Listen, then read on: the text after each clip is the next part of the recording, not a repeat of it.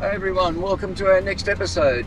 We're still in South Australia, outback South Australia, and we're actually heading towards, as promised, a little town called Farina. It's now a deserted town. It's been deserted for quite some years now, but lots of history there and lots of interest. Plus they have a very unique four-wheel drive track. We're currently on the Port Augusta Gorge Road, heading across to the Outback Highway. We were going to go across the Bratchina Gorge Road, which is definitely awesome.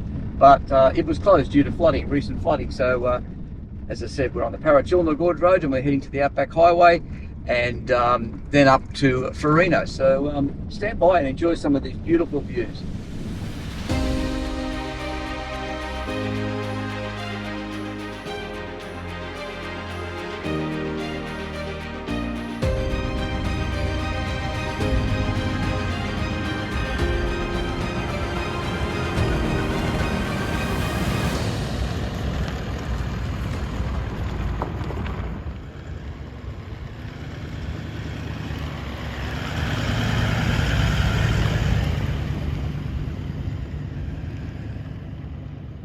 Hi there everyone, well welcome to Farina. We finally got here and at the moment we're actually at Farina Station.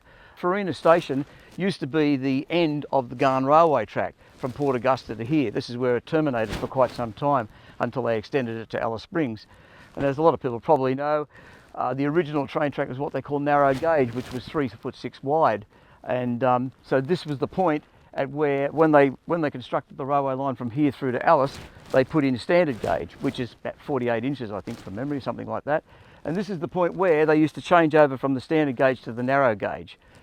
It must have been one hell of a task to do, but anyway, they did, and they did that for many, many years until all the line went through as standard gauge. And of course, as everyone knows now, this track, the old Garn Railway track, the original, has now ceased, well and truly ceased back in 1980. The last train went through, and the new Garn Railway line goes through now at a completely different location. This building is the guard's cottage where he resided and looked after all the goings on in the station. Still in reasonably good condition.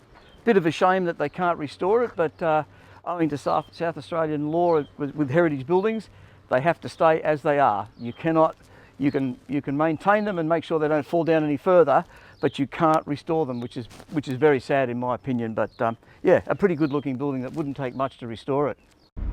As we continue to explore around the railway station, numerous relics can be seen proving testament that the construction of this railway was originally heavily reliant on the transportation of sheep and cattle.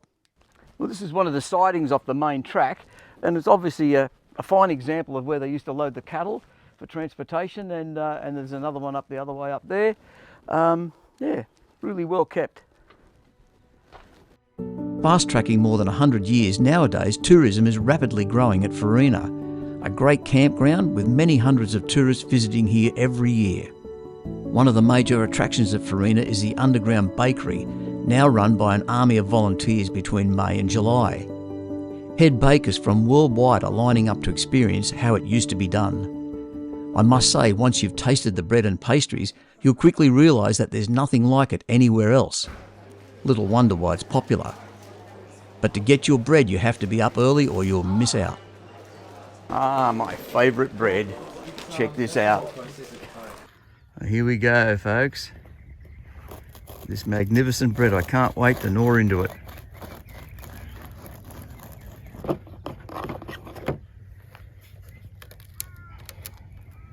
Carb overdose today, but who cares? Once in a lifetime. Absolutely unreal. Let's go and have a look at Farina, eh? Nowadays, pretty much a ghost town, but as you've seen, tourism is rapidly growing. The town dates back to the late 1800s and was originally known as Government Gums, until later named Farina. It was a bustling town with pretty much all the facilities: hospitals, schools, churches, blacksmiths, 2 pubs, post office, police station, and its famous underground bakery, as you've seen. As the Garn Railway line's construction ended at Farina, naturally it became a major thriving hub, with the town boasting a population of around 300. As the line was extended further, in latter years the town's population slowly dwindled, until eventually in 1967 the final residents left. Hang on, is that the ghost of the hotel I can hear? At the rear of the Exchange Hotel is not only evidence of their accommodation facilities, but also another underground bakery which was discovered in 2018, and up until 2022 was completely covered in ground cover. Now exposed, it's listed for future restoration. It's a far cry from ready to bake, but no doubt these incredible volunteers will get it done. Amazing, we've just been informed that Farina has their annual cricket match on today. Farina versus the world. Yeah, okay, geez, I think I can hear the crowd. Oh, it's probably the ghost again, but we better check it out. The FCG, yeah, can't wait to see the lush grass. I think not maybe, but it could be fun. The teams are rounded up from locals and outsiders from the rest of the world. Going to be hard to pick the ball from the rocks, I reckon. Vicky's on.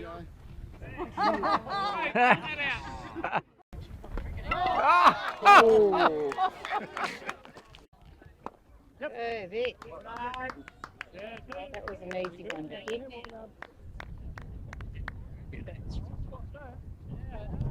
Just going to go out there and chase the ball. There goes the next cricket team. Lisa Pangalo. Yep, fieldsman extraordinaire. Well, I can't believe it. It was only just minutes ago Lisa was asking me what those blokes do with that bat thing. This'll be interesting to say the least. But anyway, 10 points for Guts. She's only fielding, she reckons. Hang on, she's bowling. Guys, check out her style.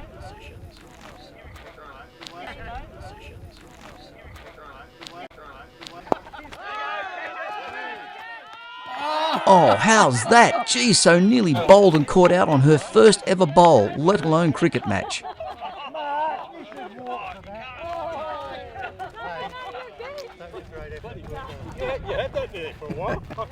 Farina was eventually declared the winners of the day, and as they rounded up for the winner's photograph, in goes Lisa. But hang on, she wasn't in the winning team.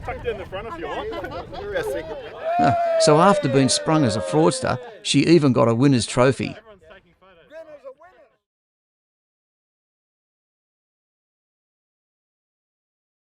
Good morning everyone and welcome to another beautiful day at Farina. As I've been promising you, we're about to do something special today. The property has, at the rear of the property, this unbelievably good private four-wheel drive track with some really special geological formations. Geologists from all over the world come to study these formations, as we'll witness throughout the journey. Before you do the track, it's best to go and see the property owner the day before. There's a $50 fee. They give you a key to the gate and you get access to the track. Also, you get a list of notes, just like we did with our other tracks that we've done before, all in point form, where to go, kilometres marked out, so that you really pretty much can't make a mistake. So let's check out this track.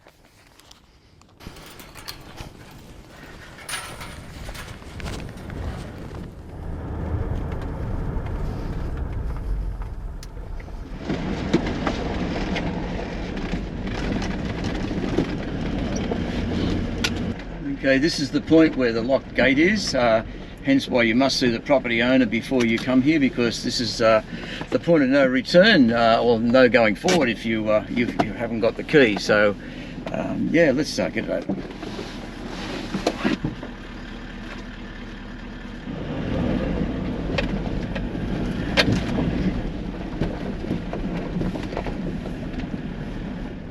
Okay, off we go.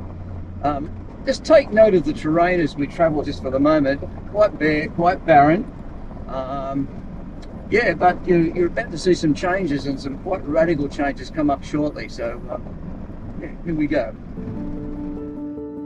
Point 5 at the 6 kilometre mark is a tiny little hut known as Shepherd's Hut. It was built from local slate and would not have been much bigger than you see now. The roof was likely to be constructed from branches and provided temporary protection from the weather for the shepherds and travellers, as the original North Road was nearby.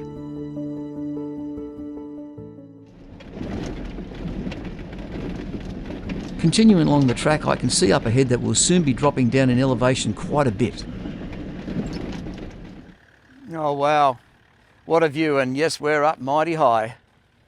Crikeys, this looks like one hell of a steep drop off here.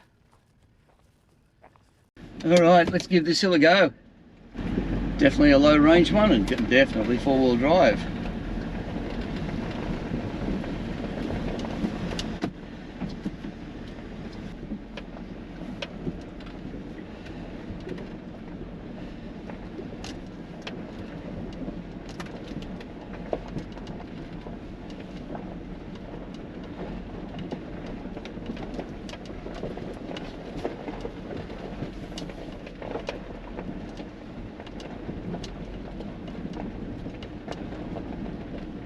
Well, there we go. Not too bad after all. So we have to watch out for soft spots now in this clay pan because we've had a bit of rain over the weeks.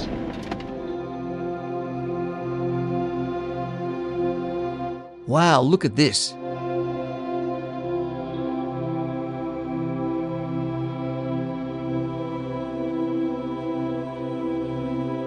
All right, now we've made it down on the salt plains. Just got to be a little bit careful because of wet ground, particularly seeing they had floods just a couple of weeks ago. 2 floods as a matter of fact. So rather than drive into this gorge, just going to be a little bit more careful and we'll go for a bit of a walk. This is called Farina Springs that we're going to. And we'll tell you a bit more about it as soon as we get there.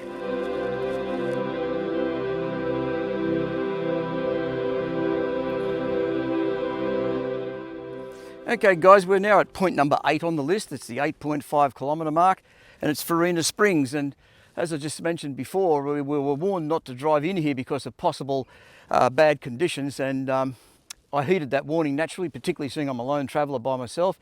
So, but after walking the track, there's only one good thing it served, and that was a little bit of exercise for the old mate. And it was as hard as a rock. But look, you can never be too careful, never take risks. If you're warned of something, heed that warning, and yeah, hopefully all will be okay. So anyway, this is Farina Springs. What a beautiful area. There's supposed to be little springs that come out of the rocky outcrops there, which we'll have a look at in a couple of seconds.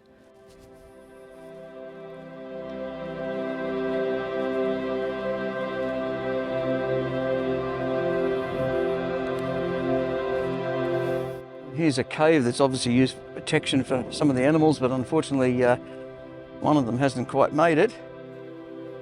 These ultra salty springs actually crust over with salt at certain times of the year, yet the tiny inland desert gobi fish somehow manage to survive. These incredible fish are so adaptable, they also cope with huge changes in salinity as the creek floods with fresh waters when the big rains come. Predominantly shale forms the springs, where you'll find numerous tiny streams of running water coming out from between the layers.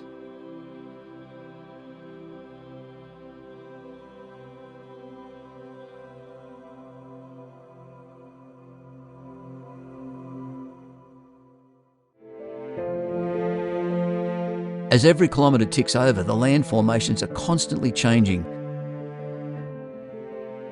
No wonder there's great interest from geologists worldwide.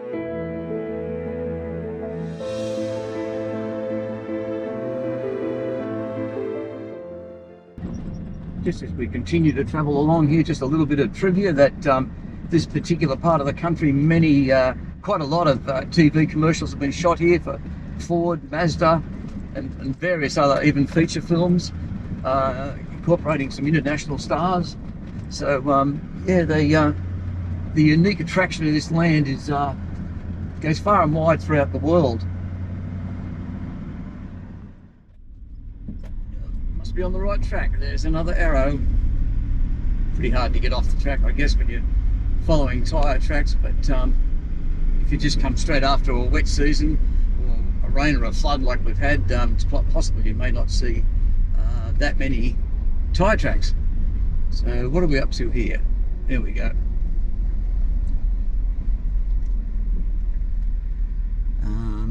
Yeah, well, that's a bit confusing. One going back that way, one going that way, so goodness knows which way we go. Check out my trusty iPad.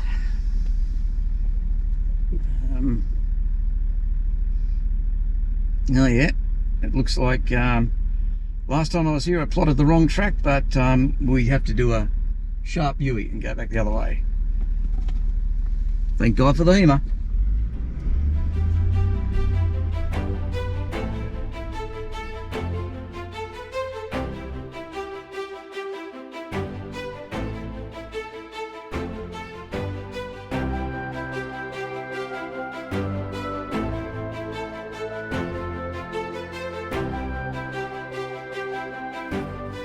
Okay, we're now at attraction number 10, point number 10 on our chart.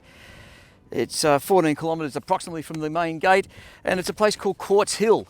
And as we'll see in a moment, it is just absolutely reeled in quartz. Quite a dramatic change from the shale that we've only just finished driving on. So let's go up and have a look.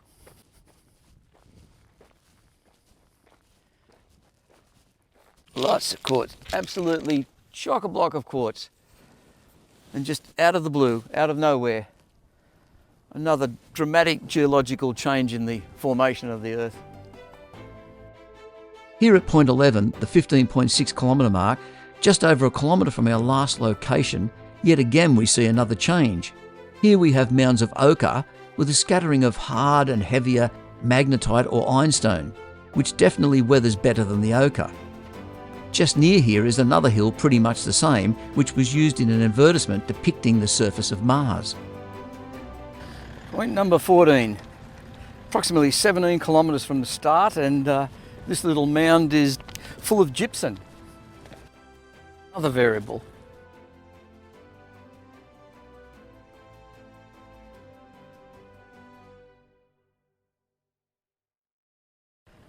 This mound that you can see here that I'm walking along is obviously the old Ghan Railway, but in actual fact it's the old Ghan New Railway. This is where the standard line replaced the old narrow gauge and continued on to Maree in the 1950s sometime.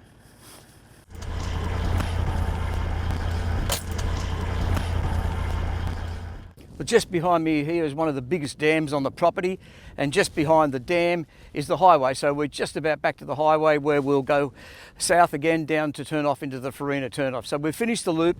It's about a 20 kilometre loop and it's just been a fantastic day. Make sure you do it when you get here, you'll really enjoy it. And if you'd enjoyed this video, make sure you click on the like, subscribe and notification buttons. That'll be a great help to us, and also you keep tuned and keep track of where and when we're travelling and where we're going. Just a little bit of a heads up, we're heading up the Birdsville track very shortly, and we're going to, you guessed it, the Birdsville Big Red Bash once again. You might have seen our video last year, but trust me, this video is going to be a little bit different. Number one, we've got the first part of our series will be the setup of Bashville, Bashville being the name of the Big Red Bash site. So we're going to show you how they set this site up from just a bare clay pan. So stay tuned, that show will be coming up very soon, and we hope you enjoy it. Thanks for watching.